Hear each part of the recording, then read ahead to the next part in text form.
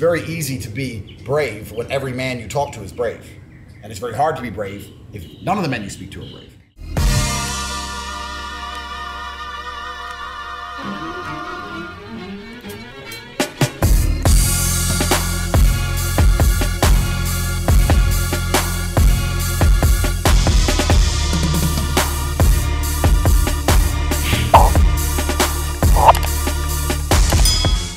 If I'm going to go Iraq, Afghanistan, all the places, I've not been to these places.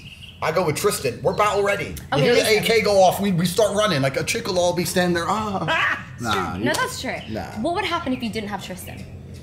My life would be drastically different. I think that all men, in fact, I'd say the actual plague of Western nations today is that all men lack a natural masculine support network. I don't think it's just about me having my brother. I think it's the fact that most men out here don't have a genuine masculine support network. They don't have men around them that they can not so much confide in, but men hold other men accountable. Okay, Andrew. In the last video, I said he got some stuff for us now. I don't agree with everything, but he got some stuff that he talking about. Yeah, I 100% agree with that. Yes. I do. I think that is very important, and men don't have that, unfortunately. Yes. For the most part, by and large, I don't see a lot of men having, like, networks, you know, where they have people that hold them accountable, that they can confide in, you know what I'm saying? Just somebody to talk to, bounce ideas off of, whatever, you know what I'm saying? A lot of guys don't have that. And I think that's very important because women, I think, for us, we have that and it comes so naturally for us because we naturally, you know, we talk, we bond over different things. We just let it all out, you know, with our girlfriends and stuff like that. So I think it's easier, and women, I feel like women definitely have that more so than men do. Yes, I agree 100%. I don't really got nothing to add to that. I think that was a great point by Andrew Tate. He goes on a little further to further explain, you know, certain things and what he's done to try to sort of try to hedge that off in his own way. It's very easy to be brave when every man you talk to is brave.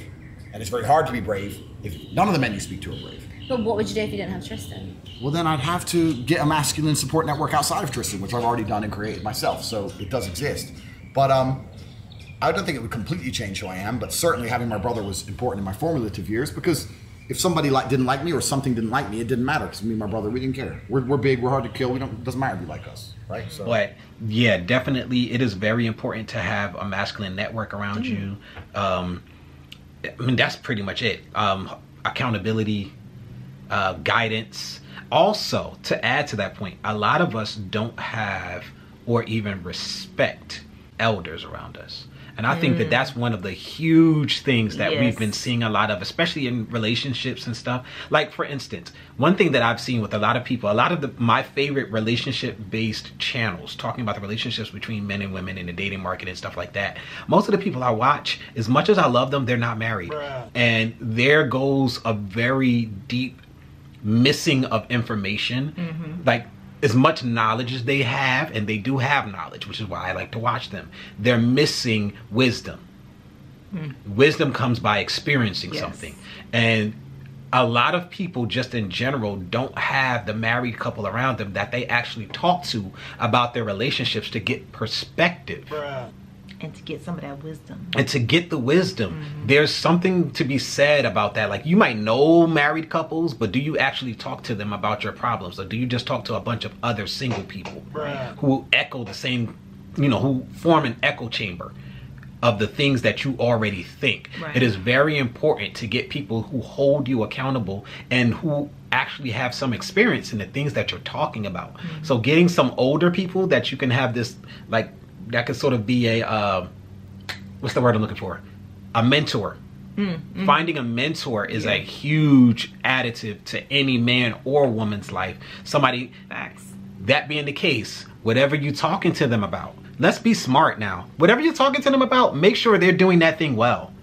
Don't go to somebody broke asking them how to get rich.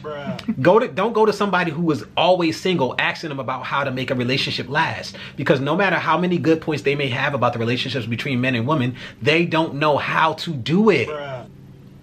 They don't have a proven track record. All they can do is tell you what other people have told them.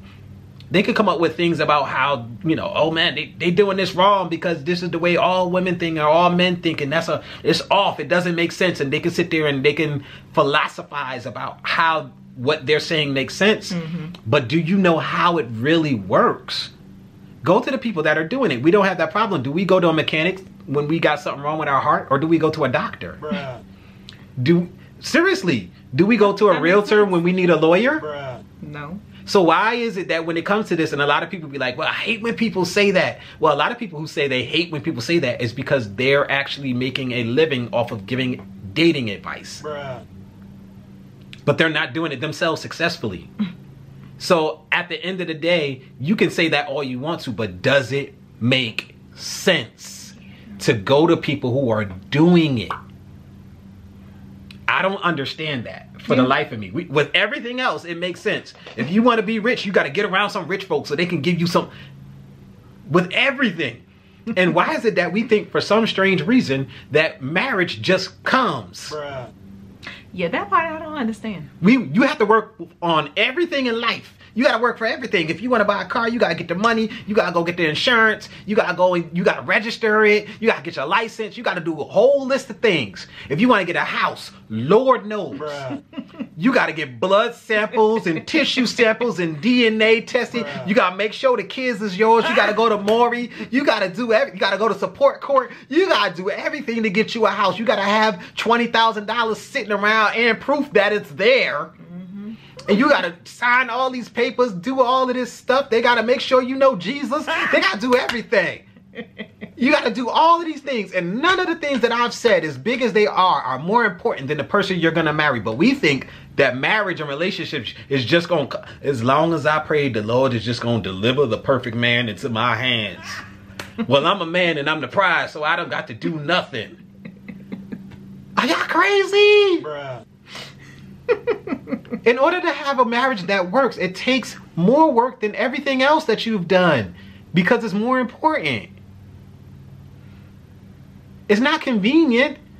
If you put more into your career than your marriage, guess which one is going to work and which one isn't.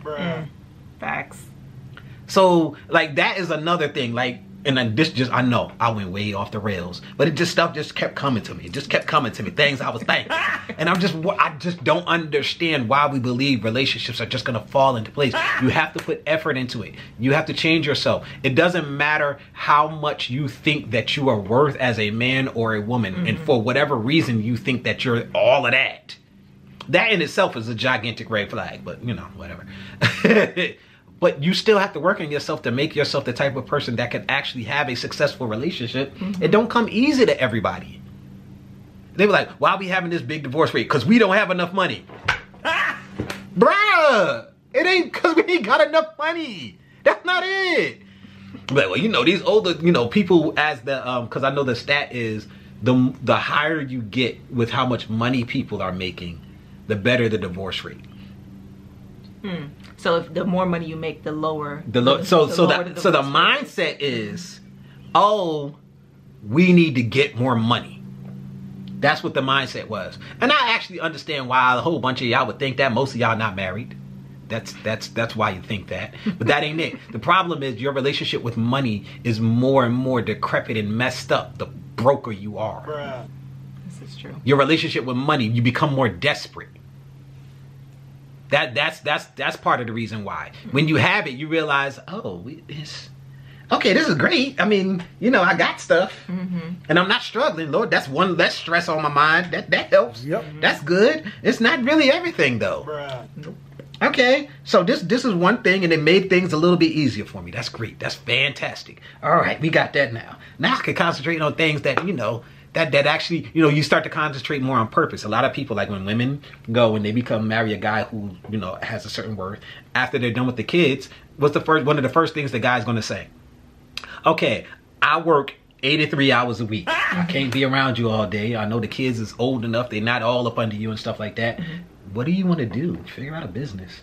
And women start thinking about purpose. What is it they want to do with their lives? Because they have the freedom to do so. Right. You know? So That's one of the reasons why it works, because money has given them the freedom, the time freedom to care about purpose. They start to align other things, and they understand that the thing that makes a person I gotta start doing this, happy. Because every time I say happy on this channel, I don't want people to think I'm talking about the emotion that is fulfilled and in purpose. It's not your husband and your wife that makes that. Your husband and your wife is not responsible for you being happy. You got to be happy when you get to them. And a lot of us get into these relationships with people, and some of us get married and we're miserable. And we're wondering why our marriage is so hard. Because we haven't done the groundwork on ourselves to make ourselves worthy of being with someone. And then we mess them up, giving them all of our drama. Because we coming home every day because we work in 12-hour days so we can get this money, but we're miserable. Yep. Very true. We got so much to say. It just bringing up so many things. Once he said network, a lot of stuff just started clicking, y'all. All right, well, that's gonna be it for this video. I thought it was something else, but that's gonna be it for this video. Hopefully you guys got something out of it. Take that nugget, put it in your pocket, save it for later if need be. All right. But yeah, we'll be back next time. Yeah. With some more relationship advice. Yeah. And hey, maybe I'll have another rant. Yeah. Till then, deuces.